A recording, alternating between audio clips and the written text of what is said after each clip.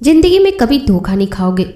लोगों को इग्नोर करना सीखो। धोखेबाज लोगों से कैसे बचे, धोखे से कैसे बचे, धोखेबाज लोगों की परेशानियां, धोखेबाज लोगों की पहचान। दोस्तों, आज की इस वीडियो के माध्यम से हम आपको कुछ ऐसे तरीके बताएंगे जिनसे आप धोखा खाने से खुद को बचा सकते हैं। भावनात्मक रूप से कमजोर आदमी का लोग हमेशा फायदा उठाते रहते हैं। जो भी इंसान नर्म दिल का होता है, यानी कि भावनात्मक रूप से करुणावान होता है, वह अपनी करुणा से बस दूसरों की सहायता तो कर देता है, लेकिन बदले में उसे हमेशा धोखा ही मिलता है। तो क्या एक इंसान को भावनात्मक नहीं होना चाहिए? क्या उसे दूसरों पर भरोसा नहीं करना चाहिए? दूसरों की सहायता नहीं करनी चाहिए? क्या करुणावान और संवेदनशील होना गुनाह है, कोई गलती है? कोई संवेदनशील आदमी दिल का बहुत अच्छा होता है। आइए जानते हैं इस कहानी के माध्यम से। उससे पहले अगर आप भी भगवान बुद्ध को दिल से मानते हैं और उनके सच्चे भक्त हैं तो कहानी को पूरा सुने और कमेंट बॉक्स में नमो बुद्धाय अवश्य लिखें। तो एक बार की बात है, एक युवक जंगल के वृक्ष पर मुक्के मार रहा था। वह बहुत जोर जोर से मुक्के मार रहा था। वह अपने मन का गुस्सा निकालने की कोशिश कर रहा था। शायद उसको किसी ने धोखा दिया था या फिर उसके साथ बहुत बुरा हुआ था, जिससे वह बहुत ज़्यादा परेशान था। उसे कहीं भी शांति नहीं मिल रही थी। वह लगातार उस वृक्ष पर मुक्का मार रहा था, जिससे उसकी उंगलियां लहूलुहान हो चुकी थी। उसी जंगल में एक शीतल पानी का झरना था। वहां पर एक बौद्ध भिक्षु रोज संध्या के समय स्नान करने आया करते थे। यह उनका नित्य का नियम था। आज जब वह इस रास्ते से स्नान करने के लिए उस जंगल में आए तो उन्होंने देखा कि एक युवक जोर जोर से चीख रहा था और रो रहा था और लगातार उस वृक्ष पर मुक्के मारे जा रहा था। उस युवक के आसपास कोई मौजूद नहीं था। इससे उस भिक्षु को उस युवक की चिंता होने लगी। उसने सोचा कि अगर मैं इसे ऐसे ही अनदेखा करके चला जाऊं तो कहीं यह आत्महत्या ना कर ले। ऐसे विचार आने के बाद वह कुछ नहीं बोले। वह लगातार उस युवक की तरफ बस देखे जा रहे थे। कुछ देर तक तो उस युवक ने उस भिक्षु को नजरअंदाज किया, लेकिन कुछ देर बाद उसे अजीब सा लगने लगा। उसने सोचा, ना तो यह मुझे रोक रहा है और ना ही कुछ कह रहा है, यह तो बस मुझे देखे जा रहा है। इसका क्या मतलब है? बहुत अजीब आदमी है ये। ऐसे ही विचार उस युवक के मन में उठने लगे। जब कुछ देर बाद भी वह भिक्षु कुछ नहीं बोला तो युवक ने अचानक से उस भिक्षु से पूछा कि महाशय, आप अपने रास्ते क्यों नहीं चले जाते? आपको क्या मतलब, यहाँ रुक कर क्यों मुझे देखे जा रहे हैं? भिक्षु ने बहुत शांत स्वर में कहा कि मैं तुम्हें रोक नहीं रहा हूँ, तुमसे कुछ कह नहीं रहा हूँ, तो मुझसे तुम्हें क्या परेशानी है? मेरी तरह ही यह वृक्ष, पौधे और पक्षी, यह सब तुम्हें देख ही रहे हैं। जब इनसे तुम्हें कोई परेशानी नहीं है तो मुझसे तुम्हें क्यों प्रॉब्लम है? यह सुनकर युवक ने और जोर से चीख कर बोला, मुझे सबसे परेशानी है, मैं सबसे नफरत करता हूँ। यहाँ पर सब धोखेबाज गद्दार लोग रहते हैं और कोई किसी का नहीं होता इस दुनिया में। इस तरह बोलते बोलते वह फुट फुट कर रोने लगा और रोए जा रहा था और भिक्षु उसे बस देखे जा रहा था।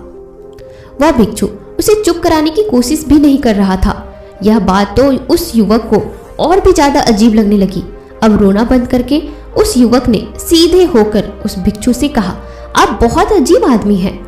आपके सामने कोई इंसान रो रहा है और आप उसे चुप भी नहीं करा सकते। आपके मन में बिल्कुल भी संवेदना नहीं है। आप बहुत अजीब और कठोर हृदय वाले साधु हैं। आपको अपने साधु होने पर खेद होना चाहिए। और ऐसे ही न जाने क्या क्या जली कुटी बातें वह युवक उस भिक्षु को सुनाने लगा। कुछ देर बाद जब युवक का गुस्सा निकल चुका तब भिक्षु ने बहुत ही शांत स्वर में कहा कि आज मैं तुम्हें कंधा दे सकता हूँ, तुम्हारे आंसू भी पोंछ सकता हूँ, लेकिन इससे तुम्हारी समस्या का समाधान नहीं होगा।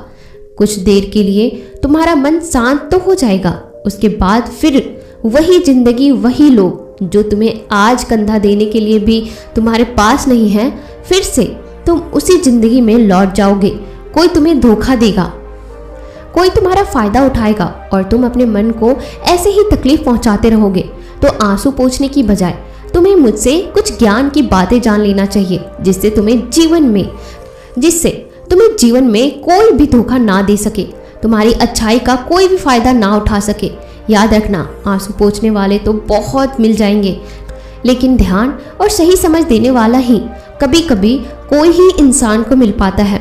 भिक्षु ने उसे बताया कि मैं पास ही के झरने में स्नान करने के लिए जा रहा हूँ, बहुत ही शीतल पानी है वहाँ का। अगर तुम चाहो तो तुम भी मेरे साथ उस शीतल पानी में स्नान करने के लिए चल सकते हो। अकेले परेशान होने से अच्छा है कि तुम झरने के शीतल पानी में स्नान करो, जिससे तुम्हारा दिमाग, मन और मस्तिष्क और तुम्हारा शरीर भी सब कुछ पवित्र हो जाएगा। यह सुनकर वह युवक उस भिक्षु के पीछे पीछे हो लिया। जंगल के बीचों बीच रास्ता झरने की तरफ जा रहा था। जंगल में सन्नाटा छाया हुआ था। उनके पैरों तले सूखे पत्तों की चरमरा की आवाज पूरे जंगल में गूंज रही थी। आज पूर्णिमा की रात थी और आसमान में चांद अपनी उजली रोशनी उस जंगल में फेंक रहा था। उस रोशनी में दोनों उस झरने की तरफ चले जा रहे थे।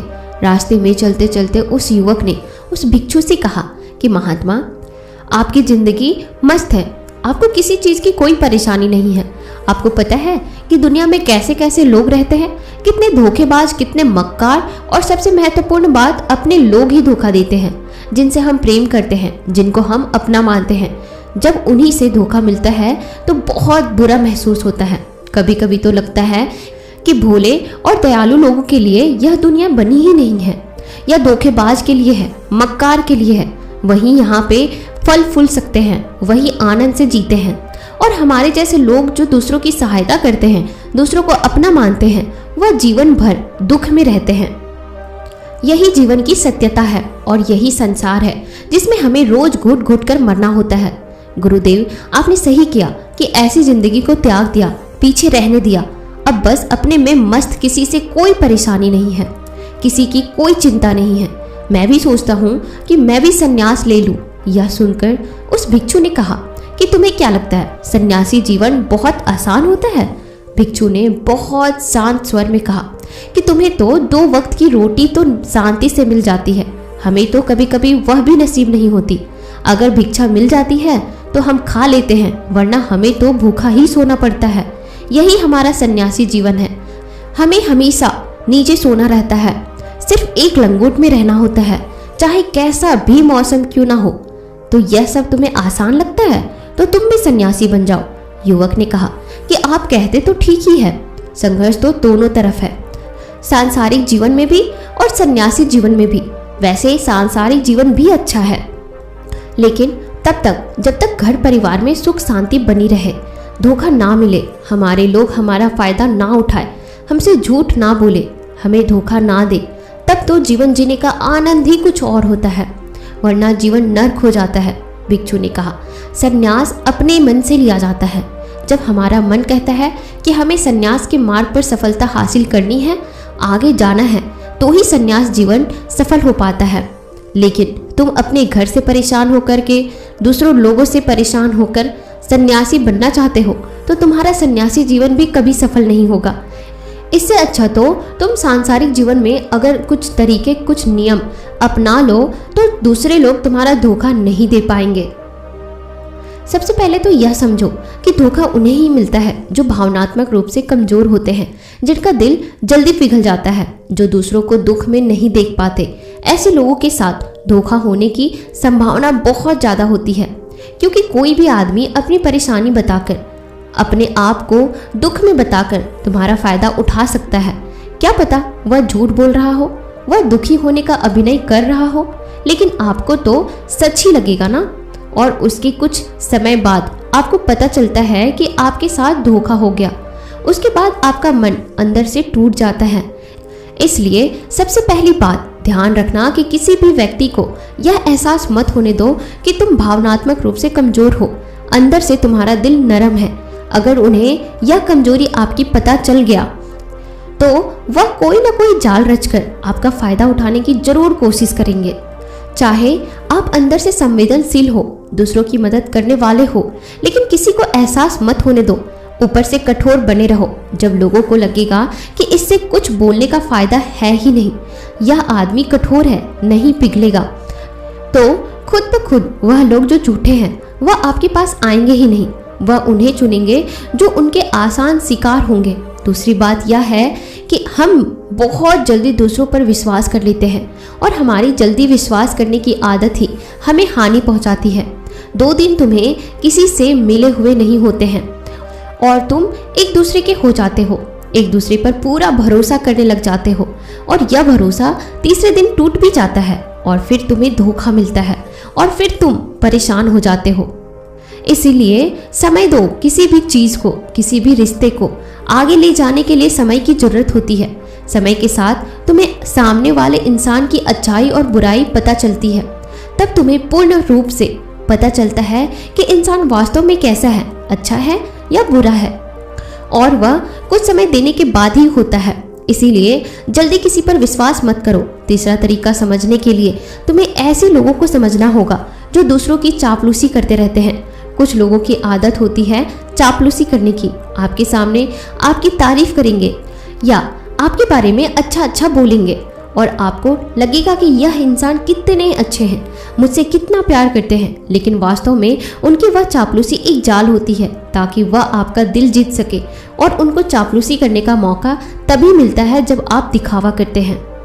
अगर आप उनकी चापलूसी से प्रभावित ही नहीं होंगे तो कुछ समय बाद वह चापलूसी करना बंद कर देंगे। इसीलिए किसी के सामने दिखावा मत करो, वरना आप तो आकर्षण के केंद्र बन जाते हो। लोगों को लगता है कि शायद इसके पास बहुत ज़्यादा धन संपदा है, इसीलिए इतना दिखावा कर रहा है, और इसी वजह से जो लोग आपका फ़ायदा उठाना चाहेंगे वह आपके करीब आने की कोशिश करेंगे, आपसे चापलूसी करने की कोशिश करेंगे। अगला नियम बताते हुए भिक्षु ने झरने की तरफ इशारा किया। वह झरने के पास पहुंच चुके थे। युवक को भी एहसास हो चुका था क्योंकि वहां पर ठंडी ठंडी हवा चल रही थी। झरने की तरफ जाते हुए भिक्षु ने कहा कि सांसारिक जीवन में एक बात समझने की यह होती है कि हम जिसकी सहायता कर रहे हैं, चाहे किसी भी रूप में, धन से, शारीरिक रूप से या जिस भी अवस्था में हम किसी की सहायता कर रहे हैं, तो हमें यह ख्याल रखना चाहिए कि सामने वाला वापस कभी भविष्य में हमारी सहायता करने योग्य है कि नहीं। अगर किसी को पैसा उधार दे रहे हो तो यह समझो कि उसके पास आय का कोई साधन है कि नहीं। कल भविष्य में वह तुम्हें वापस कर पाएगा कि नहीं कर पाएगा। अगर वह नहीं करेगा तो तुम्हें तकलीफ होगी, तुम्हें दुख होगा। ऐसे तो इंसान करुणावश भिखारियों को भीख देता है, लेकिन वह गलत नहीं है, क्योंकि जो भी पैसा आपने सामने वाले को दिया है उससे आपके ऊपर कोई ज़्यादा प्रभाव नहीं डालेगा। अगर वह आपको वापस नहीं लौटाए तो अगर किसी ऐसे इंसान को पैसा देना है जो कभी वापस नहीं लौटा पाएगा तो उतना ही दीजिए जिससे तुम्हारे ऊपर ज़्यादा दबाव ना बने। अगर वह वापस ना कर सके तो तुम्हें दुख ना पहुँचे। अब तक वह दोनों झरने पर पहुँच चुके थे। दोनों ने अपने वस्त्र उतारकर उस झरने के शीतल पानी में कूद गए। पानी ठंडा था। उन दोनों की सारी थकान और उदासी पल भर में ही दूर हो गई। स्नान कर लेने के बाद दोनों उस झरने के सामने एक वृक्ष के नीचे बैठकर बातें करने लगे। भिक्षु ने उसे आगे समझाते हुए कहा कि शुरुआत में लोगों को नज़रअंदाज करना सीखो। जब तुम किसी को शुरुआत में नज़रअंदाज करते हो तो जो भी लोग किसी लालच की वजह से तुम्हारे पास चिपक रहे थे उनकी छटनी हो जाएगी। जब तुम उनको नज़रअंदाज करोगे तब एक दो बार लोग तुम्हारे पास आने की कोशिश करेंगे। उसके बाद वह तुमसे दूरियां बना लेंगे, और जो आदमी तुम्हारी इंसानियत, तुम्हारी अच्छाई देखकर तुम्हारे पास आएगा वह नज़रअंदाज करने के बावजूद भी तुम्हारे करीब ही बना रहेगा। और यही तो है एक सच्चे इंसान की पहचान होती है। जो हमारे अपने होते हैं उनसे हम तकरार भी कर लेते हैं, कलह भी कर लेते हैं, उसके बावजूद भी वह हमारी बातों का बुरा नहीं मानते हैं। चाहे कुछ ही समय के लिए वह हमसे नाराज क्यों न रहे, लेकिन कुछ समय बाद फिर से हम एक हो जाते हैं। और यही तो घर परिवार का मतलब होता है, यही तो अपनों का मतलब होता है। इसीलिए शुरुआत में अनजान लोगों को नज़रअंदाज करना सीखो, इग्नोर करना सीखो, ताकि धोखेबाज मक्कार लोग तुम्हारे करीब ही ना आ पाए। अपने इस वार्तालाप को खत्म करते हुए भिक्षु ने अपनी आखिरी और पांचवी बात बताते हुए कहा कि यह आखिरी सीख जो सबसे ज़्यादा महत्वपूर्ण है। सब कुछ होने के बाद भी तुम्हें धोखा मिल सकते हैं, लेकिन तुम अगर अपने आँख और कान और अपना दिमाग खोल कर रखते हो, अगर तुम होश में रहोगे, ध्यान करोगे, तो तुम्हें इंसान की आंखें देखते ही समझ में आ जाएगा कि उसे तुमसे क्या चाहिए। तुम उसकी इच्छा और उसका स्वभाव उसकी आंखों में ही देख सकते हो। लोगों की आंखों में, उनकी वाणी में, उनके स्वभाव में उनका सब कुछ दिखाई देता है। बस हमें अपनी आंखें मूंद कर रहते हैं। दूसरे लोगों से जानो, उसके रिश्तेदारों से जानो, उसके परिवार वालों से जानो कि वह इंसान कैसा है, दूसरों के साथ उसका व्यवहार कैसा है, उसकी जांच करो, तब किसी पर विश्वास करो। ऐसे ही किसी पर विश्वास मत कर लेना। अगर तुम किसी के साथ लंबे समय तक भरोसा करना चाहते हो, किसी के साथ कोई संबंध बनाना चाहते हो और कोई दोस्ती करना चाहते हो या किसी की मदद करना चाहते हो, तो इन सभी परिस्थितियों के बारे में तुम्हें जरूर पता होना चाहिए कि दूसरे लोग उस इंसान के बारे में क्या सोच रखते हैं। इसके बाद तुम जीवन में कभी भी धोखा नहीं खाओगे और तुम्हें कभी भी धोखे की वजह से पछताना नहीं होगा। इसी तरह की बातें करते हुए भिक्षु और वह युवक दोनों जंगल से बाहर आ गए और अपने अपने घरों को चल गए। तो दोस्तों, उम्मीद करती हूँ कि आपको यह कहानी बहुत पसंद आई होगी और आपको अपने लाइफ लेसन्स बहुत सारे मिले होंगे। और अगर साथ ही आप हमारे चैनल पर नए हैं तो हमसे जुड़ने के लिए इस चैनल को अभी ही सब्सक्राइब जरूर कीजिएगा, ताकि आगे भी इसी तरह की मोटिवेशनल कहानियाँ सुनते रहें।